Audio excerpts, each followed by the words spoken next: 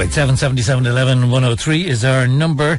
Now, the main headline in the Irish Times today is this Irish Cancer Society report, and that says that waits for cancer tests up to 25 times longer for public patients rather than people with private health insurance.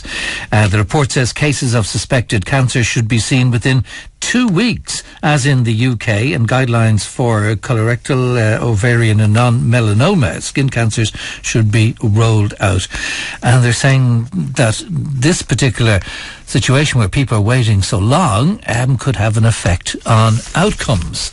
Imagine living with that. Well, let's talk to a person who's in the cancer support in Wicklow Town. You know her well because she's also a politician, and that is Irene Winters. Good morning to you, Irene.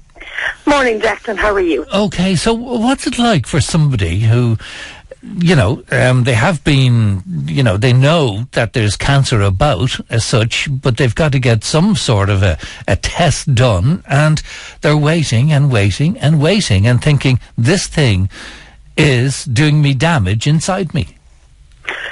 Well, that's just it. It's absolutely shocking. And, say a lot of the time when we would say people would come through our door, they would already have been diagnosed and they usually have started their treatment. So at that stage, most of them would say that the quality of the treatment is fantastic, and once you get your diagnosis, the whole system kicks in, and that's great. But many of them would say that it was the wait before they got their diagnosis, and they just wonder, had they got their test sooner, had they been diagnosed sooner, would their outcome have been different? Would the cancer have been, say, at stage 1 instead of stage 2, or stage 2 instead of stage 3? And it eats them up sometimes inside, that they think, if I was wealthier, would I have had a different outcome? And that's a terrible indictment of our health service, that somebody who is suffering that badly and is that worried about themselves, and they think, if I had had money, it might have been different.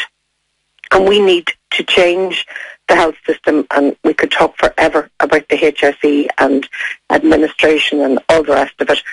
But everybody agrees we don't actually have enough of the radiographers. It's not just about nursing staff, it's about all of the professionals that are needed to actually implement a proper service. So we don't have enough people to actually use the machines.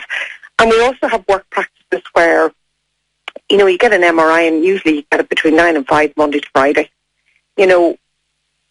Instead of taking on more people and still only using the machines 9 to 5 Monday to Friday, take on people in those roles, but take them on a shift basis, like to take on nurses, and actually have the equipment working literally 24 hours a day. Because if you said to somebody who's lying in their bed at night awake, worrying, waiting for a test, I know it's inconvenient, but would you come for your test at 2 o'clock in the morning? They'd jump at the chance rather than having to wait a couple of months. What do we need to do? We need to hire more oncologists, more radiographers, more of the people who actually deal with the diagnostic issues of cancer. And not just cancer, it's every illness. And there was that fair, the jobs fair at the weekend, where there were raiders over from the UK and Australia and Canada to take the Irish qualified medical staff because they're not happy here with either the stress level or the rate of pay, or they seek adventure, of course, on the other side of it. But we train them up and we ship them out. Yeah, and that's the terrible thing.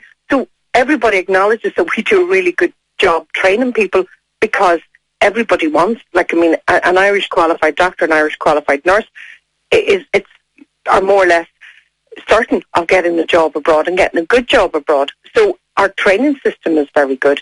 But once we have them trained, we aren't providing them with the work environment that they need. And that is down to lack of equipment, lack of space, and the pressures that they all work under, because we don't have enough staff. We don't have enough staff in the right areas. We're probably overburdened in some areas, but not at the front line. And the front line isn't just nursing staff. The front line is lab technicians, all of the people that are needed. And I do honestly believe that we're not going to be able to build and afford all the additional, facilities to get everybody to work 9 to 5. And I think we actually have to have a change where we actually, even if we were open 16 hours a day, that literally we were open from 8 in the morning till midnight. And people in all of those specialty areas worked a shift basis so that we were using all of the equipment instead of just for 8 hours a day. So we were using it for 16 hours a day. We would get through double the amount of people.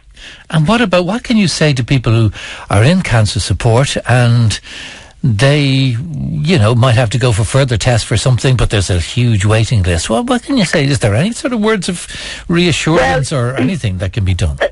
Once they've got their initial diagnosis, so say when they come to us, most of them would already have a diagnosis.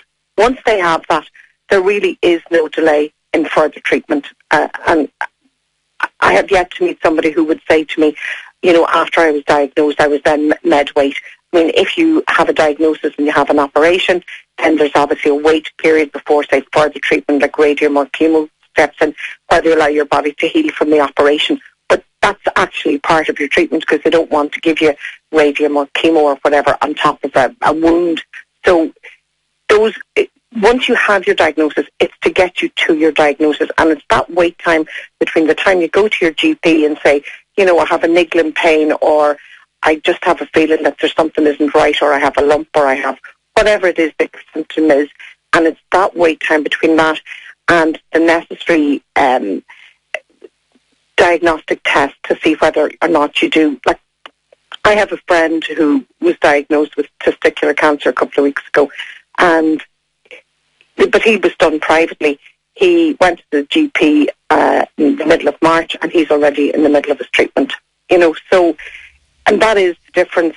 He would have had to have waited probably another 2 or 3 months to have had that scan that he needed, to see whether or not his lump was significant.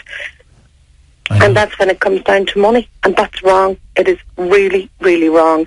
That, and you do see families where people are genuinely concerned and they say, well, look, if we all club together and come up with money, can we book a test?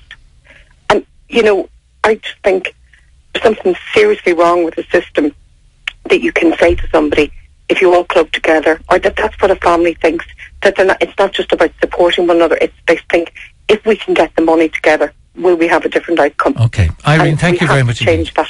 Thank you. Thank you. Irene Winters there from the Wicklow Cancer Support. By the way, the total is 70,600, and you're so generous in County Wicklow for the cancer support centres and the Wicklow Hospice. Now then...